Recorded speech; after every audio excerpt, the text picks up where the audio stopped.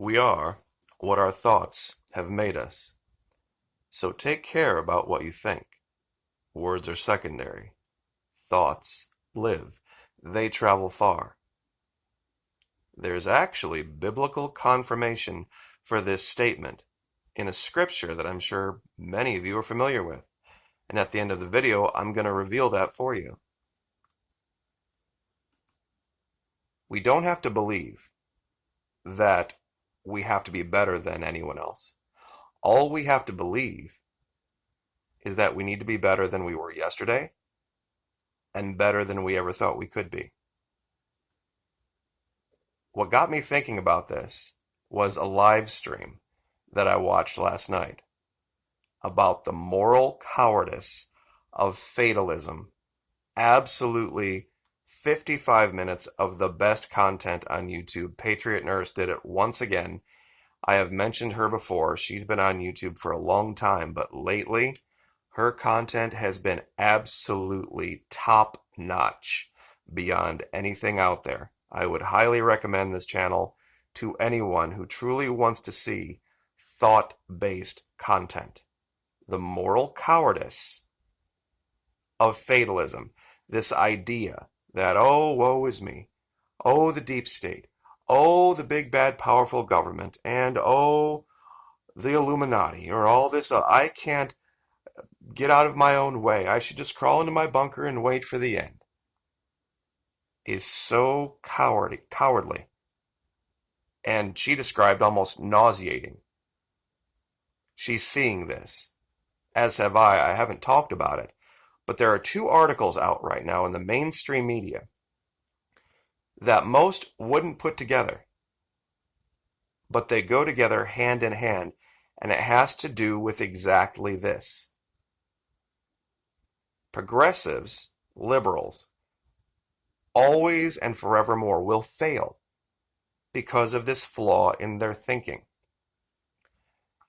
The flaw in their thinking is this. We can't help ourselves. We need government to step in on our behalf and punish this other, more blessed group of people over here to even the playing field, because it's just impossible. We are completely hopeless without the help of government. Now, here's the story that most wouldn't put together with this. Can't argue with that. IBM scientists developing AI whose sole purpose, you ready for this, is to debate with humans. Now, wait a minute. I come from, and I'm sure a lot of my audience also comes from, an era prior to computers. And what was the big argument for computers going forward? Because there was a time when they were relegated kind of to,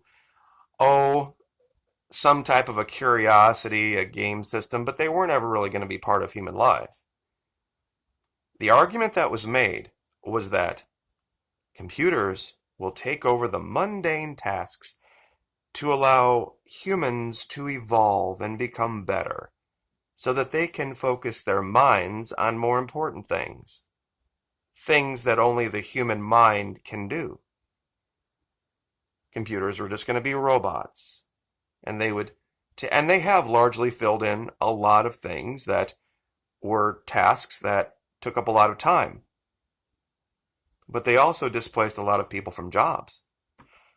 So instead of using computers now, the real high-end ones, to try to make the world a better place, they're using computers to argue with humans. Because what's the whole point of a debate? The point of a debate is to defeat someone's logic. You believe someone has a wrong way of thinking or an incorrect, illogical way of thinking, or they're on the wrong side of some decision. And then people go and they have a debate. Why would you want to program a computer to try to out-opinion a human? You see, this is where the progressives have gone. This is why I referenced them to begin with. they can't win the argument. So they need to try to find a computer that can. They can't accept the idea that their argument is flawed, that it is hopelessly illogical. So instead of just admitting that, what do? They decide they're going to find a computer that can just argue their illogic better. I've said before, and I'll say it again, the AI has the sophistication, the one here, of a 2-year-old. And if you truly stop for a moment and get out of your emotions and get into your thought-based life, you'll realize that they're no match for a thinking human being. Now, what's the other story? Here's the other story. It's from Jason Rantz. Seattle reaching homeless breaking point. Here's how city residents are taking action. Well, in the article, they literally describe the entire illogical plan, the progressive plan, that admits people are just helpless. People can't do it for themselves. Why hasn't government stepped in and fixed things? As progressive American cities fall to homelessness, from San Francisco to Los Angeles, California to Portland, Oregon, and New York, is it time to tackle the issues ourselves rather than wait for city leaders to act? See, this isn't tackling the real issue. You can clean up the trash all you want. You can get rid of the tents all you want. And you can see if you can even find mundane tasks for those who are homeless and try to pay them for it. But what's the real problem? The real problem is this idea that without free housing, without free food, without free health care, all paid for by government, we're hopeless. We can't do it. It's just too hard. It's fatalism. This is the cowardice of fatalism. See, the reason they were leaving these encampments in place for so long was because they could use the pictures to leverage the federal government to send them even more money. That's why they were doing it. And then when the federal government said, well, you've maxed out your money, they went and cleaned up the parks. Took out the tents because it was no longer a moneymaker for them.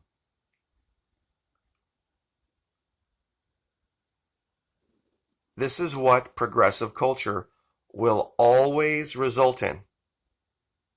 It will always result in this. If you tell people, yes, that's true, you can't do it by yourself. You can't do it all on your own. It's impossible. You need government. Moral cowardice of fatalism. It exists on both the right and the left. Now, I had mentioned a scripture that was connected. That was the confirmation for the initial statement that I made. Philippians 4:8. King James. Finally, brethren, whatsoever things are true, are honest, are just, are pure, are lovely, are of good report, if there be any virtue, and if there be any praise, think on these things. This is the exact confirmation of the initial statement I made. That it is in your mind to do. It doesn't matter what government does or doesn't do. It doesn't matter what happens around you or in your state or who your governor is. See, a lot of people think Governor DeSantis in Florida was the reason Florida is successful. It's exactly the opposite. The reason we have Governor DeSantis is because the people of Florida don't sit around and wait for government to give them a handout. He's the result of the people of Florida. It's not the other way around. The reason he ran for governor, the reason he was a congressman, the reason his message resonated with enough people to put him in the governor's office wasn't because he told us how we should be. we were a certain way, and then that manifested itself in Governor DeSantis.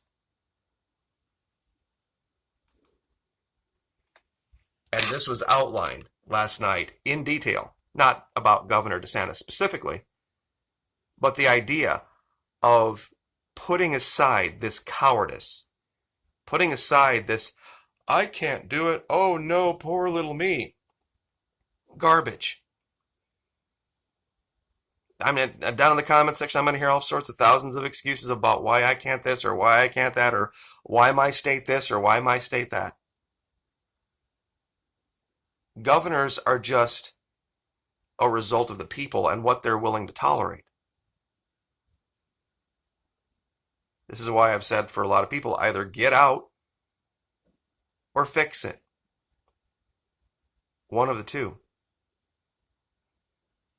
And excuses, like they say, everyone has one, and it's not particularly pleasant. We are commanded to have the mind of Christ, are we not? That's where thoughts originate. Not the heart, not the feelings. We are what our thoughts have made us. So take care about what you think. Words are secondary.